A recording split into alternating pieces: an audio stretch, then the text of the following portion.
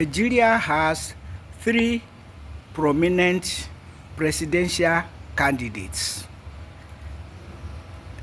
They are Bọla Ahmed Tinubu, the current president of Nigeria; Atiku Abubakar, the former vice president to President Olusegun Obasanjo, 1999 to 2027, 8 years; and Peter Obi, who contested on the platform of the Labour Party in 2023. The three of them contested for the presidential slot in 2023. The presidency was given to Bọla Ahmed Tinubu, even though he was said to fall short of the requirement to win in Lagos and Abuja. If I'm not sure of that of Lagos, I'm sure of that of Abuja, that the person is expected to win in a certain percentage in the federal capital city of territory of Abuja, of which Bọla Ahmed Tinubu fell short.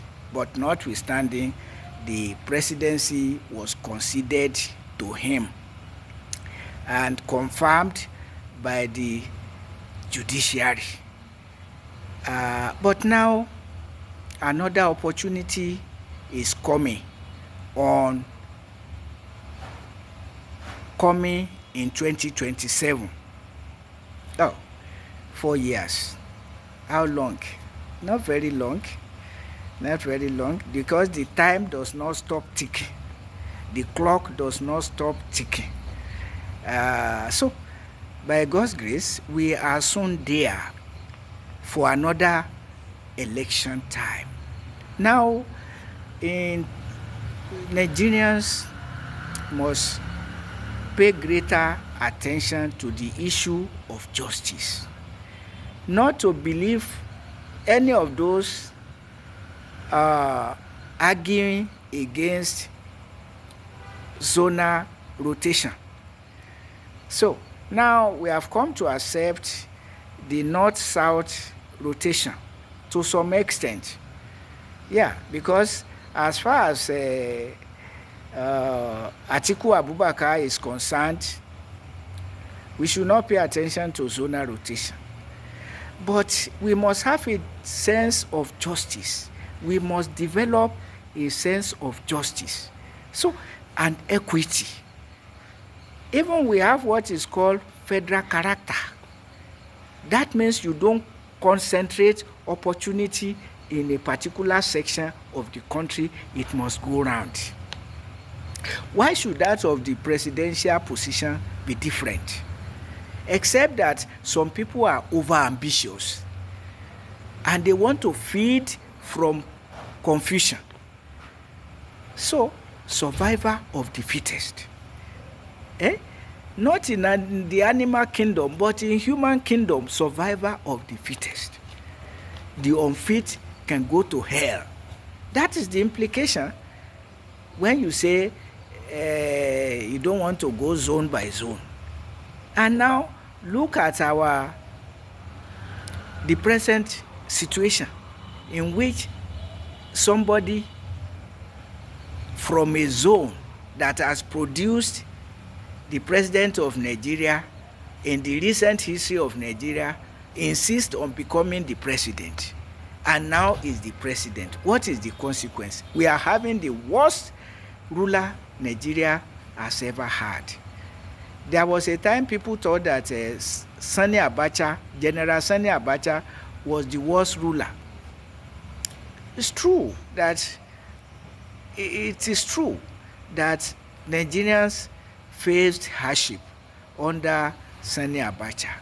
But at the end of the day, he used his dictatorship to create more states, more states, more local governments, and I can tell you that Nigeria has not witnessed the level of development that took place under Sani Abacha. That's the truth of the matter. Many new roads, including my own, Iwerele, Igana, Okeo, was started. Iwerele, Igana was started for the first time ever under, I think, from Isenyi, Okeo to Iwerele, for the first time ever under Sani Abacha. And there are many other roads like that under Sani Abacha. And my local government, Iwerele, capital of Iwajowa local government, was created under Abacha. He really spread money and development around the country.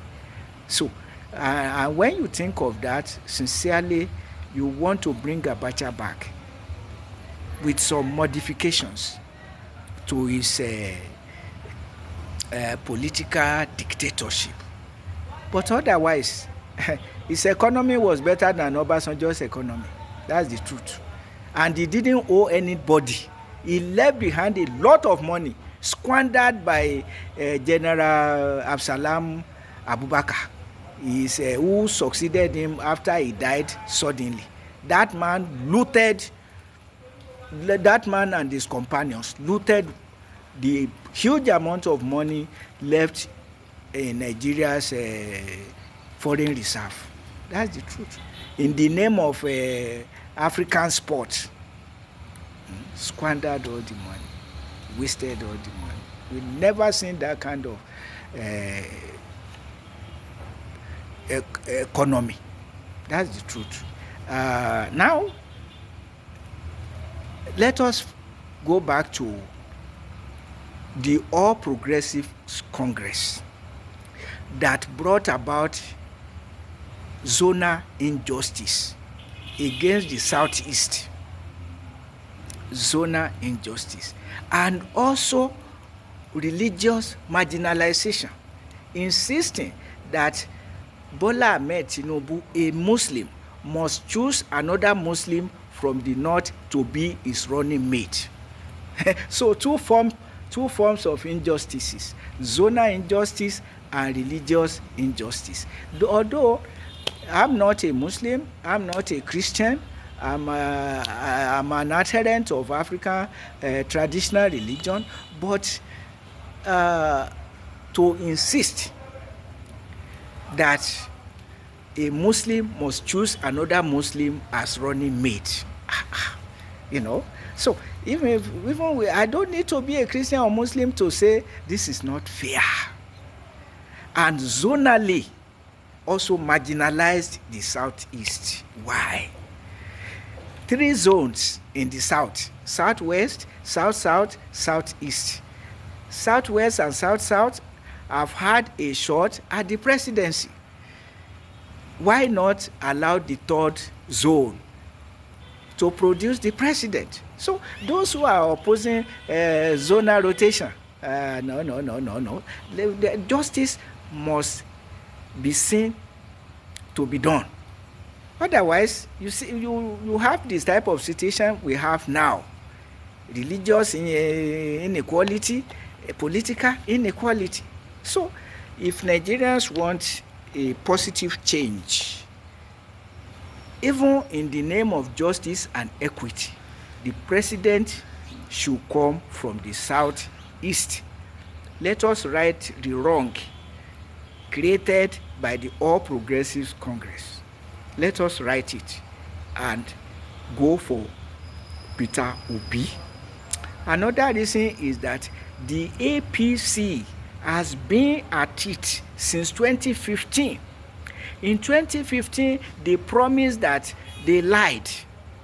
They deceived Nigerians that they were going to sell fuel for 50 naira per liter. When they came, petrol moved from 78 or 79 to 97 naira. They increased the price, not bring it down. The same thing that President Bọla Ahmed Tinubu promised in 2023. He said, I heard that they have increased fuel price. We shall bring fuel price down. And when he got the power, he increased the fuel price to about 300% increment. 300% increment. Somebody who said, I heard they increase the price, we will bring down the price. So what is the difference between 2015 and 2023? And here we are. The situation has not been better under the APC. The security was worsened by APC of Muhammadu Buhari empowering herdsmen, terrorists, to couple the ongoing war against the Boko Haram Muslim community created by his brother Umaru Musa Yaradua, a Muslim from the same Katsina state. So, in addition to the war against Boko Haram, we now have herdsmen terrorists empowered with AK-47, a thing that was not allowed for people outside the military forces. So, unfortunately, Bọla Ahmed Tinubu has vowed to perpetuate both the war against Boko Haram and protection of the herdsmen terrorists. Worse than that, since the creation of Nigeria, we now have a president who said fuel subsidy is gone. Which fuel subsidy? Which fuel subsidy? And now, rather than paying workers just wages, you colluded with the labor leaders to pay less than living wage.